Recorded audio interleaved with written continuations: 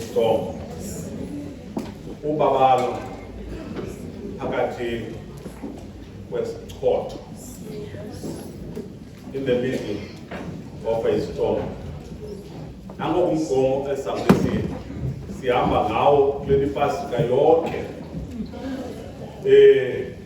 bethunana sizabe sicengana nobabalo lukaThixo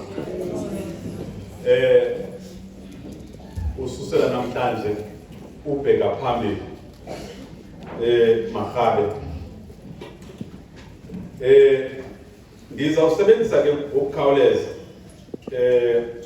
andizoba mde bethu napha andizoshumala kuzawushunyelwa noba bendithile phapha ncwadi yendumiso isahluko ngamashumi mane nesithandathu Psalms chapter 46 enye yendumiso ethandwa kakhulu ngamaKristu ithi la vesi yokuqala uThixo ulihlathi uligwiba kuthi ezimbandezelweni ufumaneka eluncedo kunene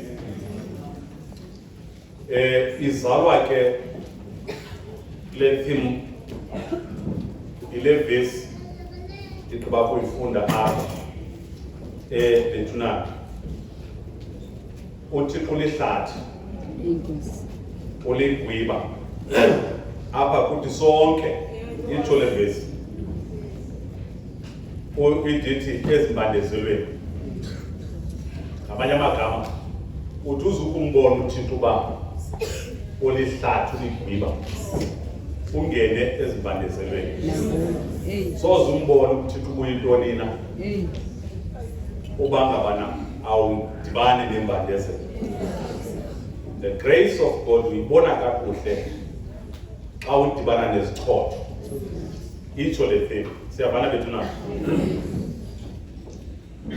bekukhona udibana kumaziyo uThixo kakuhle so yazini lento ehlabathini niyabana embandezelo kodwa yazini oba ziloyisile ihlabathi yilento ke namhlanje sikwazi ukuthi in the middle of storms there is grace. Mahabe masingazibalekeli izichotho ngoba kulapho siye silifumane ubabalo lukaThixo. Oba ungumKristu odojana nezichotho awuzoba kumila kulungileyo phambi koThixo ngoba uThixo udibana naye kakuhle xa uSathane ekuvingcele kunjalo xa ekuvingcele ungenayo i-second option ngoba amaKristu esingawo singamaKristu ane-second options oba akulungi kwaThixo ngalomzuzu I look for another option kodwa uthi lo mbhali ulihlathi owethu uThixo uligwiba xa sibandezelekile ufumaneka yena ke eluncedo. Le ndumiso ibhalwa ngonyana bakaKora uba uyisondela uyimamele kakuhle onyana bakaKora uKora ngucousin kaMoses noAaron abantu abalandela izibhalo oyise bayalekelana uMoses noAaron bazalwa nguAmram uKora yena uzalwa nguIza ayathi bephuma kumnombo okanye bazalwa abatata bakini nguKohath uba ndichubula kakuhle ophuma kumnombo kaLevi anamanye ndilandela nabethu na uLevi ngulo isizwe samaLevi siphuma kuso abantu abasikelelwa ngendumiso kuThixo umsebenzi wabo etempileni yayikudumisa uThixo anabanye bavakala na zonke inkonzo ingadibani lunge amaLevi ngekaphakani acula ingoma azukisa uThixo ngumsebenzi abasikelelwa ngawo ookora aba oonyana bakakora bathatha into uThixo wasisikelela ngayo isizwe sikakora okanye sikalevi. Zihlobo zami ezithandwa lilizwi likaThixo, bebhala nje le ndumiso ngabantu abaphakamisa ukudumisa evuma ingoma endlini kaThixo. Bamphaka akukho nto ndingamapha ndishumayele, ndingaguqa ndithandaza, kodwa khona ndishukumisa amazulu ingathi kukudumisa endlini kaThixo. Nabanindiva kakuhle, inkonzo leyo esondeleyo nakuma bentliziyweni. Ngoba if niyakhumbula bakhona abantu abathi besetolongweni, ayithi iBhayibhile bathandaza, ayithi batyhila izibhaka, kodwa basuka badumisa. Bathi bakudumisa wehla uThixo ngoba unguThixo wendumiso. Ukwehla kwakhe uThixo washukumisa, akashukumisa ntolongo, washukumisa iziseko zentolongo.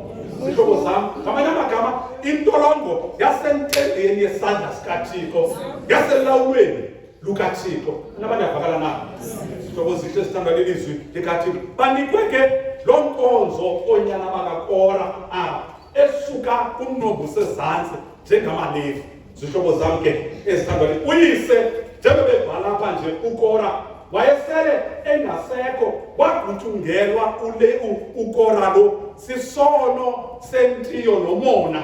Anindiva maKristu ngoba nilandle kakuhle iBhayibhile, khamende engcwele ethandwa lelizwi likaThixo, wasuka wanomona emonela ooAron ngoba besithi bangabaprista abakhulu, okanye xa bebajongile babona abaprista abakhulu. Wasuka wanomona wamobiliza ecaweni ukora to speak against iinkokheli ezenyulwe nguThixo. Anabanindiva kakuhle na zonke yasisono these are cousins obanindiva kakuhle bethunani, yasisono sibi phambi kwamehlo kaThixo.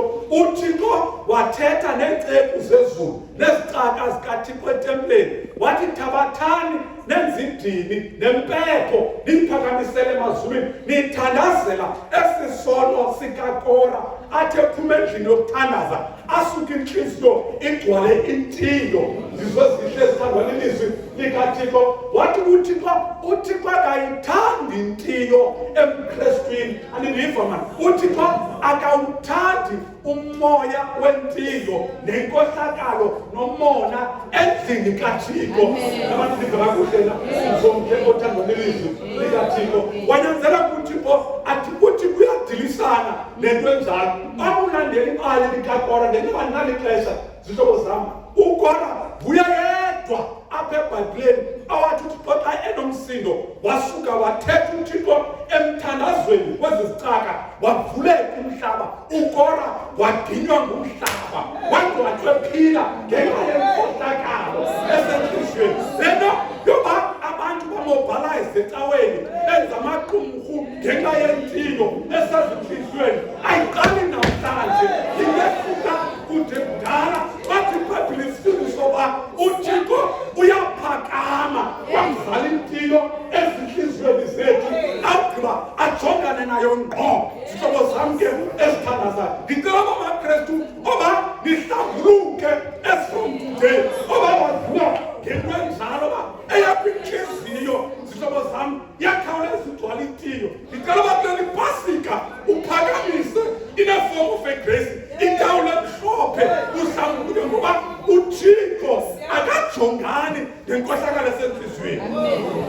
Abantu abakala nasihlobo zam ezithandwa lilizwi likaThixo, mzomhle bale othandwa lilizwi likaThixo, babhala ke aba bantu xa ndizawuhlala phandle mzomhle obelekileyo, babhala ke aba bafana bephuma kwindlu enjalo. Babhala aba bantu ke benomoya kaThixo xa bebhala. Babhala le ncwadi okanye le ndumiso xa ndizawuhlala phantsi tukutezi uze nala madoda azawuhlala kule ndawo kuzovulwa le mvuselelo namhlanje. Babhala le ncwadi xa ndiniyeka emveni kokuba isandla sikaThixo siye sehla phezu kwabo mzomhle besandokwanganyelwa ngama-Asiriya. Zihlobo zam ke ezithandwa lilizwi likaThixo, ngexesha likakumkani uHezekiya, abantu abayilandelayo iBhayibhile, iJerusalem yangqongwa zinkohlakalo. Zihlobo zam ke yotshaba khamene ngcwele. Wasuka apha uHezekiya wabheka etempileni egqiba uthumela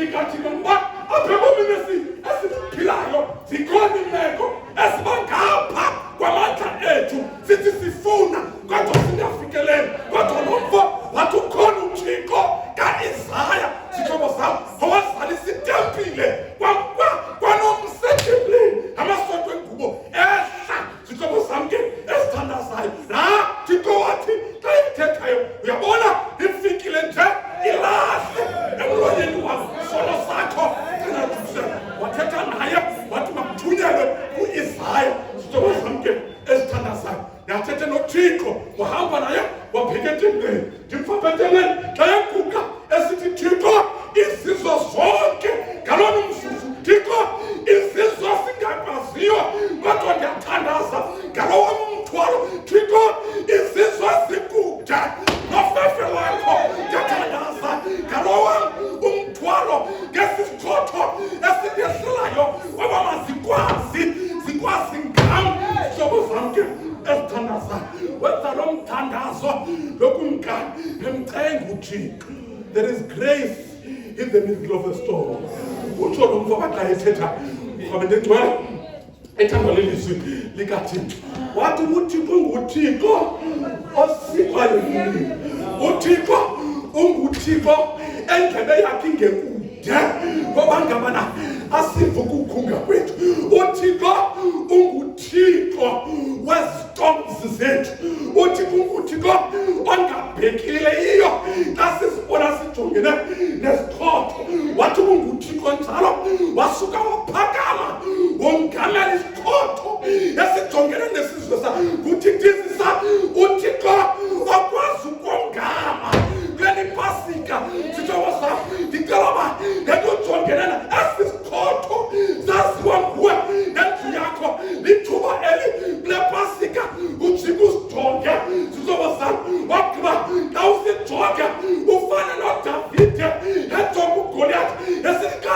ethethayo uza ngentutshe kodwa mna ndisegameni kaThixo kokhokho ethu because he understood right in the middle of the storm. That's where the grace is. Ngicela nje umphathela loo nto leyo. Xa sihamba sibheka phambili sihambe siphethe loo nto uba yo there is grace ubabalo lukaThixo. Ngicela uba sinyevuleleni uSathane kule Pasika sithokoza simnyevulele uSathane kunjalo abone uba sinyevulela yena sithokoza xa sizawuphakamisa esitawuzi simhlophe we claiming ubabalo lukaThixo sithi Thixo ebumnyameni sijongene nabo kodwa sisathi unguThixo obonakalayo esizojobuleni sobunzima usenguThixo. Sicela senze lo le simnyevulele uSathane ngoba uSathane ecinga uba sebeke ikoma kwistori sethu ngoku siphakama sithi usenguThixo sazoba you know in the midst xa sijongene no andifuna ushumayela bazona bentezoshumayela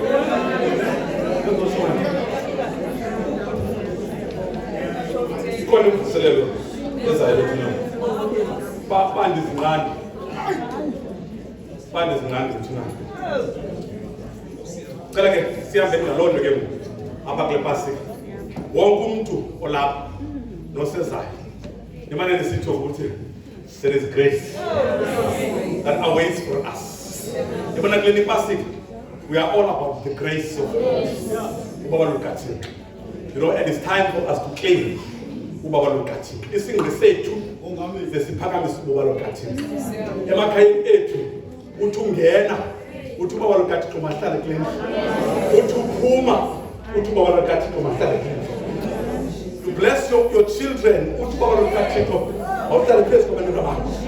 You bless umlingane wakho uthi Ubaba lukaThixo mahlale phezu kwakhe. And we claim, but above all, simcela uThixo bele ubabalo ezinkonzweni zethu. Sizambi qiniseke loba sathi xa sitrakatha ngapha kwePasika sibe sihlaziyekile.